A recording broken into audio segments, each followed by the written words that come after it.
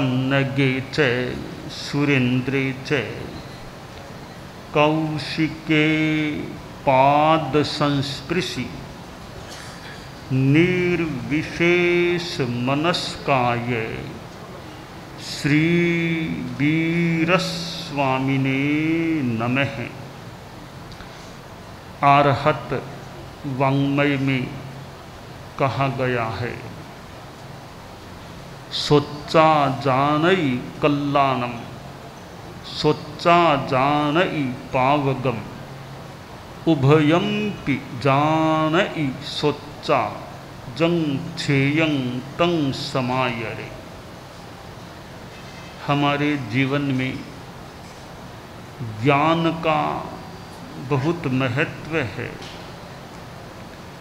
अज्ञान रूपी अंधकार को ज्ञान रूपी लाइट प्रकाश से दूर किया जा सकता है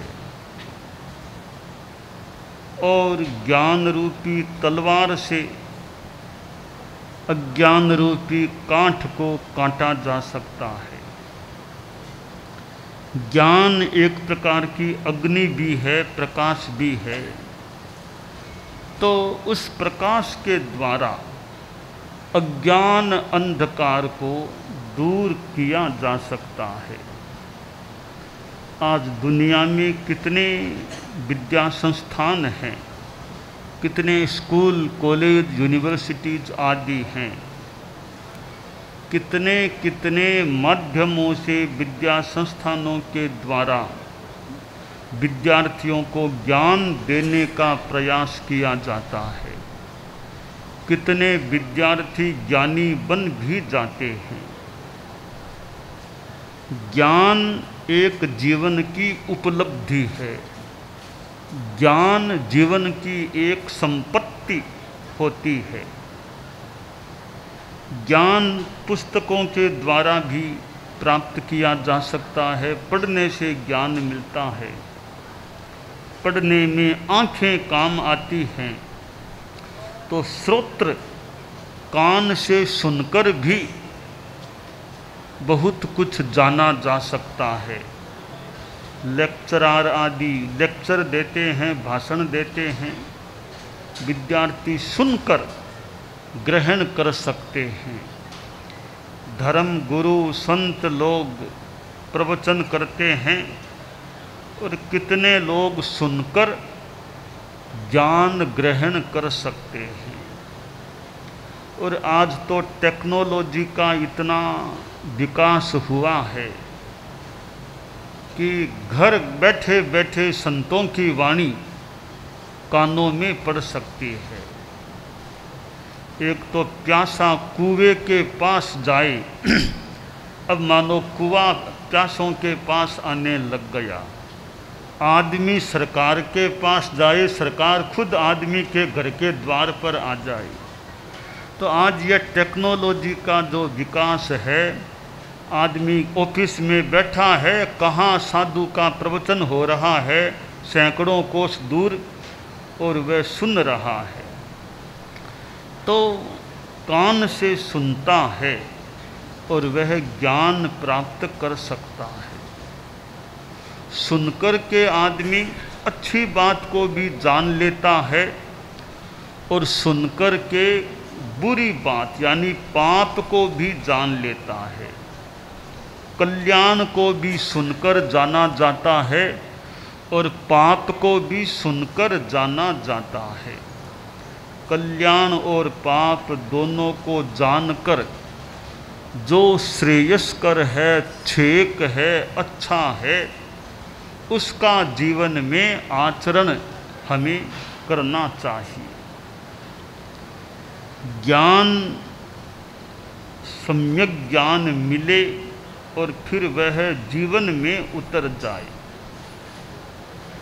आदमी सुख पाना चाहता है और आदमी क्या और भी प्राणी सुख जहाँ मिले, जैसे मिले वैसा वे प्रयास भी करने वाले कर सकते हैं। पर सुख दो प्रकार का होता है। एक तात्कालिक सुख एक दूसरा है शाश्वत सुख। शब्द रूप गंध रस स्पर्श, ये 5 विषय हैं। कान का विषय है शब्द, चक्षु का विषय है रूप, नाक का विषय है गंध, जिह्वा का विषय है रस और त्वचा का विषय है स्पर्श। 5 इंद्रियों के ये 5 विषय हैं। शब्द रूप गंध रस स्पर्श, इनके द्वारा भौतिक सुख मिल सकता है। तो जो तात्कालिक सुख है वह भौतिक सुख है, लौकिक सुख है, और शाश्वत सुख है वह अभौतिक, अलौकिक और आध्यात्मिक सुख होता है। पदार्थों से जो सुख मिले, खाने को बढ़िया चीज़ मिल गई, बड़ा सुख, ओहो कितना बढ़िया खाना, यह थोड़ी देर का सुख है। तपस्या से भी एक सुख मिल सकता है। न खाना, खाने को छोड़ दो, 1 दिन 2 दिन कुछ देर के लिए छोड़ दो, न खाने से भी कुछ सुख मिल सकता है।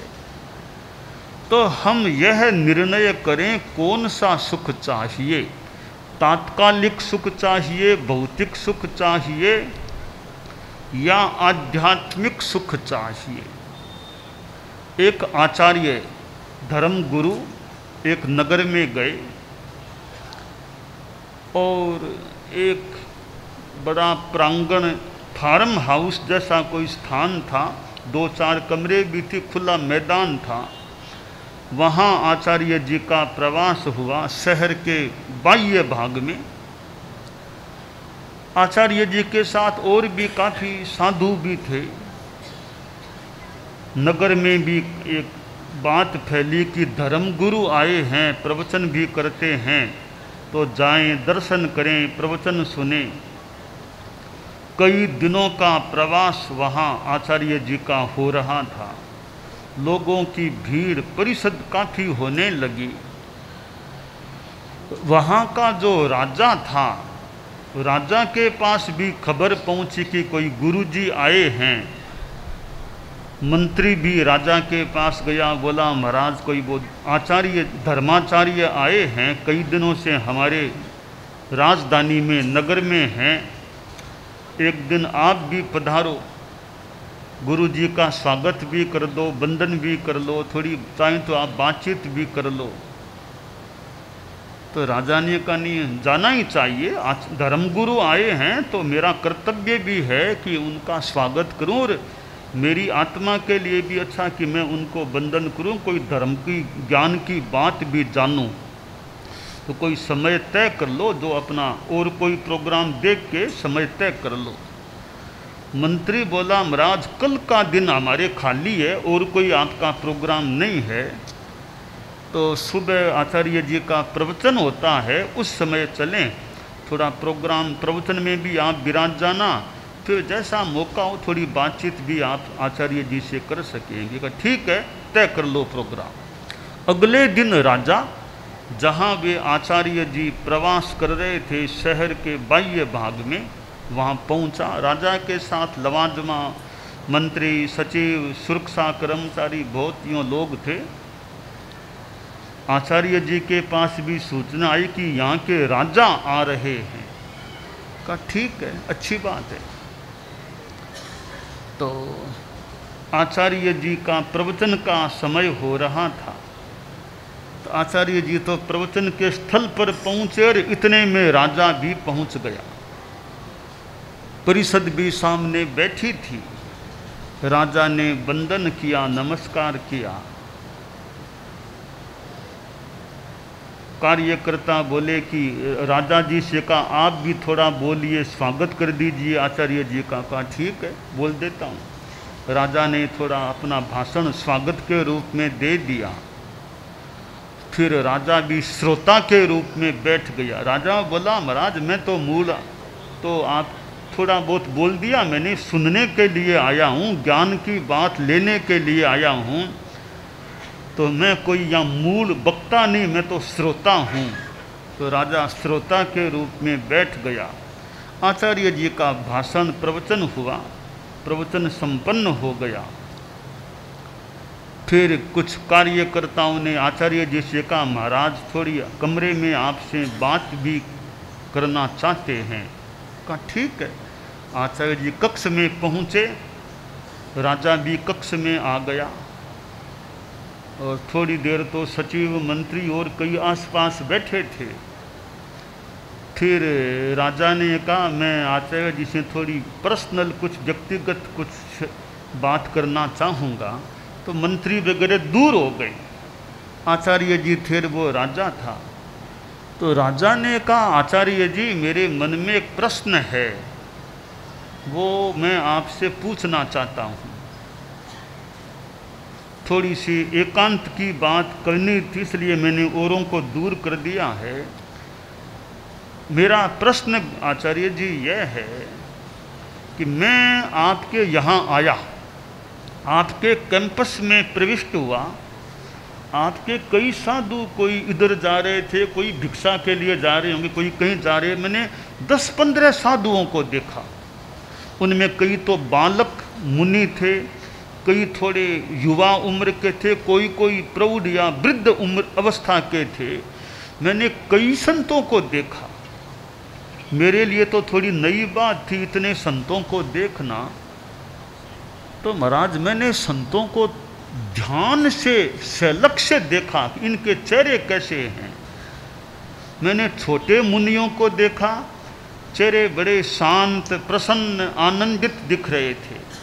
थोड़े युवा संतों को देखा, वे भी मुस्कुराते हुए अच्छे चेहरे लग रहे थे। बडेरे मुनि थे, 75-80 के होंगे, कोई 60-75-80, तो उनको भी देखा, बड़े शांत चेहरे के थे। मैंने उनको देख लिया। मैं फिर आपके यहाँ प्रवचन के स्थल में आ गया। मेरे मन में प्रश्न हुआ कि ये संत लोग हैं, इतने थोड़े कठोर तपस्या का जीवन जीने वाले, पैदल चलने वाले, रात को पानी भी नहीं पीते, और भी ज़मीन उनको सोने का स्थान भी नीचे मिलता होगा कैसे। मैंने कई लोगों से जानकारी की, संतों की चर्या क्या का नीचे ही सोते हैं, पैदल चलते हैं, बोझ भी कंधे पर लेकर चलते हैं, गर्मी में भी रात को पानी नहीं पीते, कई बातें बताई मुझको।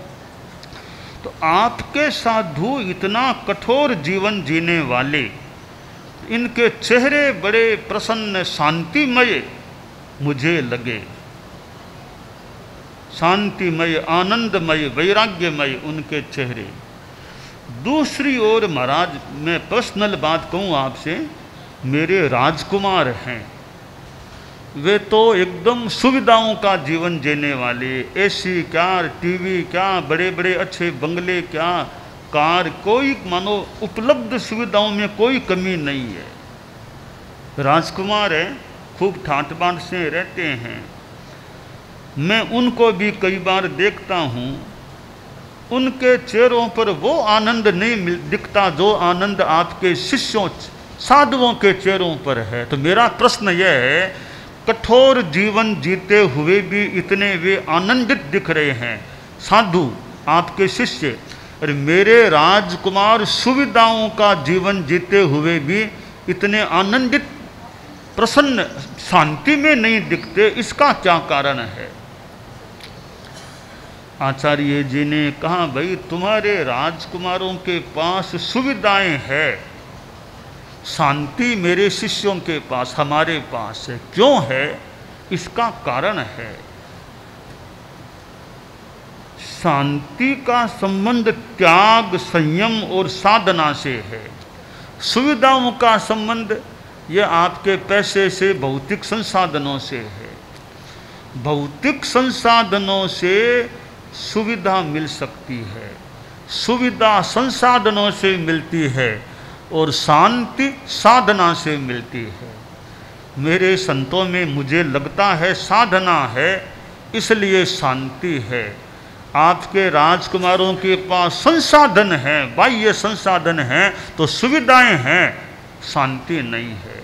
मेरे साधु हैं, मैं आशा करता हूँ ज़्यादा कोई कामना नहीं है, मस्ती में संतुष्ट है, जो मिल गया भिक्षा में जो मिला उसमें संतुष्ट है, ज़्यादा कोई लालसा नहीं है। संभवतः आपके राजकुमार हैं, मैंने भी थोड़ी जानकारी ली आपके यहाँ की, उनके मन में तो वो बाह्य सुविधाओं के प्रति ही ज़्यादा आकर्षण है और वे वर्तमान में जीना नहीं जानते। मेरे साधु वर्तमान में जीना जानते हैं, ऐसा मुझे लगता है। आपके राजकुमार वर्तमान जीवी नहीं, वो अतीत की स्मृतियों में खोए हुए, अतीत की बातों में, प्रतिशोध की भावनाओं में या भविष्य की चिंताओं में है। मेरे साधु संभवतः वर्तमान जीवी ने अतीत की फालतू कोई प्रतिशोध की भावनाएं, न भविष्य की चिंता, संतोष का जीवन है, साधना का जीवन है, त्याग संयम का जीवन है। इसलिए मेरे भिक्षु, मेरे साधु शांति में हैं। राजा बोला, महाराज मुझे समाधान मिल गया और मार्गदर्शन भी मिल गया कि शांति चाहिए तो साधना की शरण में जाओ, सुविधा चाहिए तो संसाधनों की शरण में जाओ। संसाधनों से सुविधा मिलेगी, आपके पास एसी है, खूब आराम से आप बैठे हो, सो एसी लगा हुआ है, कोई गर्मी की समस्या नहीं है।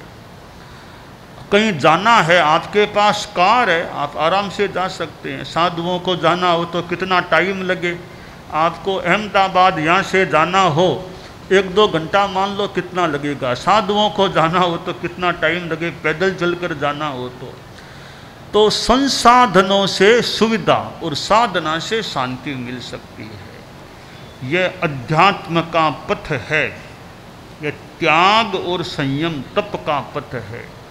सुनकर के आदमी अध्यात्म की शांति के साधन की, शांति के कारणों की जानकारी कर सकता है और सुनकर पापों की भी जानकारी कर सकता है। आदमी पापों से विरत हो और धर्म के मार्ग पर चले। परम पूज्य आचार्य श्री तुलसी संभवतः 1983 में यहाँ मोडासा पधारे थे। आचार्य श्री महाप्रज्ञ जी तो संभवतः मोडासा आचार्य काल में तो पधारे ही नहीं हैं, पहले भी कहना मुश्किल है कभी पधारे नहीं पधारे, परंतु आचार्य श्री तुलसी पधारे थे, ये मेरा जाना हुआ है। तो उसी मोडासा आज हम, कल तो थोड़ा वो जिरावला उधर थे, आज इधर आ गए, तो संभवतः इधर ही कहीं थोड़े उधर कोई आचार्य श्री विराजे होंगे, तो मोडासा आना हुआ है। मोडासा में फिर यहाँ आज तो विद्या संस्थान में आना हो गया। सरस्वती और सरस्वती विद्या एक उपलब्धि होती है। अब सरस्वती भी प्रसन्न हो जाए, खुद की गानावर्णीय क्रम के क्षयोपशम की सरस्वती मानो प्रसन्न हो जाए। बच्चा रात को पढ़ रहा था, 10 बज गए, 10:30 बज गए, बहुत लगन के साथ पढ़ रहा था।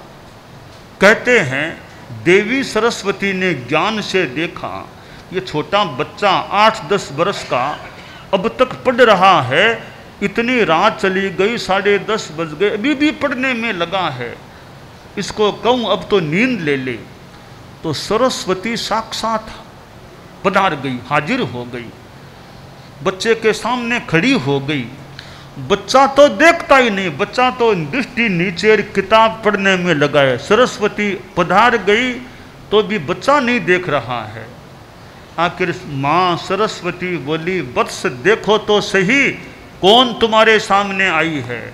तब बच्चे ने गर्दन ऊंची की, बोला जगदम्बे आप वीणा वादिनी, आप पधारी हो, मुझे दर्शन दिए हैं, मैं तो धन्य हो गया, आपने वीणा वादिनी साक्षात पधार गई। सरस्वती बोली, मैं यह कहने के लिए आई हूं कि तुम सो जा, अब सो जा, इतनी देर होगी, रात इतनी चली गई, नींद ले लो, सो जाओ।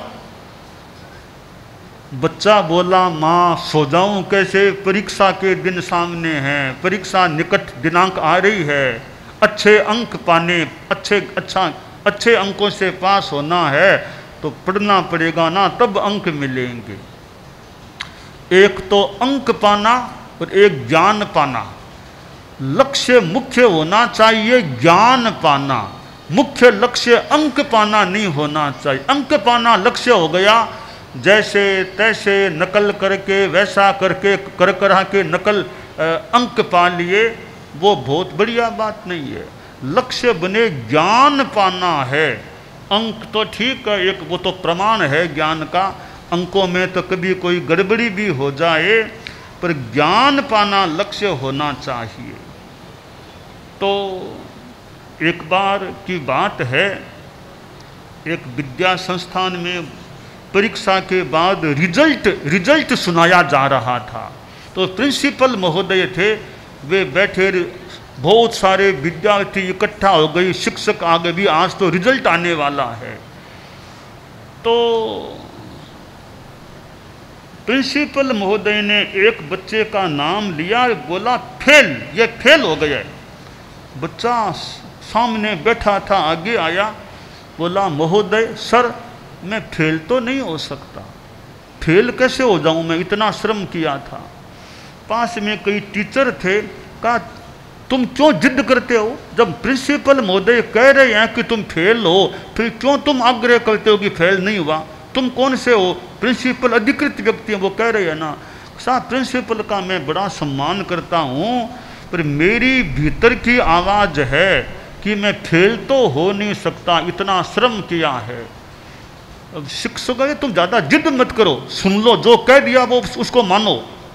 कसा आप जो भी फरमाओ, मेरी चित्त, मेरा भीतर की आवाज़ कह रही है कि मैं फेल नहीं हो सकता।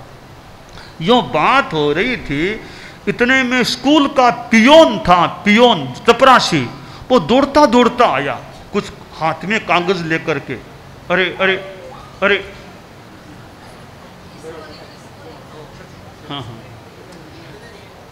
तो वो पियोन आकर के प्रिंसिपल के पास आकर के बोला कि सर थोड़ी भूल हो गई है, आपके हाथ में जो लिस्ट है वो रफ कॉपी थी, उसमें कुछ गड़बड़ियाँ थी, अब एकदम शुद्ध कॉपी हमारे टीचर्स ने एकदम साफ सही कॉपी तैयार की है, वो आप लेकर पढ़िए, वो पुरानी वाली मुझे दे दो, वो गलत है, ये एकदम शुद्ध सही कॉपी है।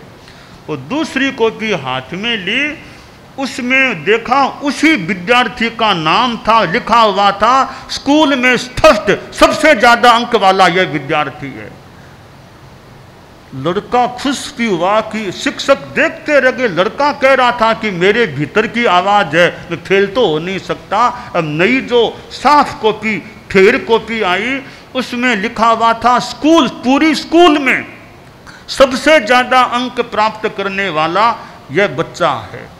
तो बच्चे का आत्मविश्वास भी, इतना श्रम किया, फेल कैसे हो सकता हूँ, संभवतः कई बात में भूल न हो थोड़ी। तो वो बच्चा था भारत के प्रथम राष्ट्रपति राजेंद्र प्रसाद बाबू। तो बच्चा श्रम करे तो अंक मिल सकते हैं। अंक पाना लक्ष्य न बने, लक्ष्य बने ज्ञान पाना, योग्यता को प्राप्त करना। तो वो बच्चा बैठा पढ़ रहा था, माँ सरस्वती खड़ी थी। माँ सरस्वती बोली बच्चे तुम सो जाओ, नींद ले लो। लड़का बोला सो जाऊँ कैसे माँ, परीक्षा एकदम निकट आ गई है, मुझे तो बहुत अच्छे अंकों से पास होना है, श्रम करके पास होना है। तो सरस्वती माँ बोली बेटा मैं विद्या देवी हूँ, विद्या देवी मैं हूँ, मैं तुम्हें वरदान दे रही हूँ, तुम अच्छे से अच्छे अंकों से पास हो जाओगे, तुम अब आराम करो, नींद ले लो। अब बच्चे की लगन देखिए। बच्चा बोला माँ बड़ी कृपा है, वरदान दे रही हो, पर मैं वरदान से पास होना नहीं चाहता, मैं परिश्रम से पास होना चाहता हूँ। मैं तो पढ़ना चाहूँगा और श्रम करना चाहूँगा। तो सरस्वती भी बड़ी मुस्कुराई कि कितनी लगन है बच्चे में। तो सरस्वती बोली मैं आई हूँ, कोई तो सेवा मेरे से ले लो, मैं तो माँ हूँ ना, मैं तो माँ हूँ, तो कोई सेवा कोई काम मेरे से कराओ। तो लड़का बोला माँ एक काम कर दो, इतनी आपकी कृपा, एक काम करो, वो वहाँ तेल पड़ा है, तेल का डिब्बा, आप तेल लाओ, इस दिए में तेल डाल दो, दिया जलता रहे, मैं पढ़ता रहूं, इतना काम कर दो आप। तो यह विद्यार्थी की लगन। हाँ सरस्वती ये विद्या का संस्थान है। और ये विद्या संस्थान जहाँ ज्ञान प्रदान, ज्ञान आदान होता है, और साथ में संस्कार, सरस्वती और संस्कार, कि संस्कार बच्चों में अच्छे आएँ, कि बच्चों में नैतिकता, ईमानदारी, परिश्रमशीलता, कि हम अंक पाने का ही लक्ष्य न रखें, परिश्रम करने में रुझान रखें। तो ये नैतिकता, अहिंसा, नशा मुक्ति, कई बच्चे अगर ये ड्रग्स के सेवन में, आदतों में पड़ जाएं, इन गलत चीज़ों में न जाएं, ऑनेस्टी के प्रति मनोभाव हो और मन में अहिंसा की भावना हो। बच्चे शिक्षकों के साथ कैसा व्यवहार करते हैं, बच्चे माता पिता के साथ कैसा व्यवहार करते हैं, और बच्चे अपने जीवन में ये आपस में लड़ाई झगड़ा तो फालतू नहीं करते। यूँ अच्छे संस्कार बच्चों में आ जाएं तो अच्छे बच्चे अच्छे हो गए तो मानो भविष्य की अच्छा होने का रास्ता बन सकता है।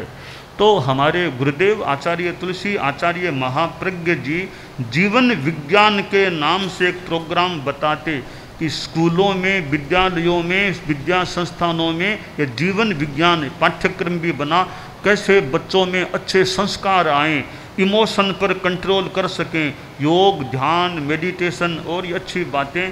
तो ये आज विद्या संस्थानों में अच्छे संस्कार युक्त शिक्षा का क्रम चले और हर आदमी के जीवन में ये अहिंसा, नैतिकता, सद्भावना, नशा मुक्ति, अच्छे संस्कार आएँ तो जीवन अच्छा बन सकता है। तो शास्त्र की जो वाणी सोचा जानई कल्याणम, सोचा जानई पावगम, उभयम की जानई सोचा जंग छेयंग तंग समायरे। सुनकर आदमी कल्याण को जानता है, सुनकर पाप को भी जानता है, दोनों को सुनकर जानता है, जानकर, सुनकर, जानकर, और जो अच्छा है, श्रेय है, उसका आचरण करे, यह हमारे जीवन का लक्ष्य बने। जान लो सबको, करो वही जो अच्छा है। हम अच्छा करें, अच्छे बने, अच्छा सोचें, अच्छा बोलें, अच्छा सुने, अच्छा देखें, अच्छा करें। 5 चीज़ें अच्छी, कि अच्छा सोचना, अच्छा देखना, अच्छा सुनना, अच्छा बोलना और अच्छा करना। बुरा सोचो मत, बुरा सुनो मत, बुरा देखो मत, बुरा बोलो मत, बुरा काम करो मत, तो जीवन हमारा अच्छा रह सकता है।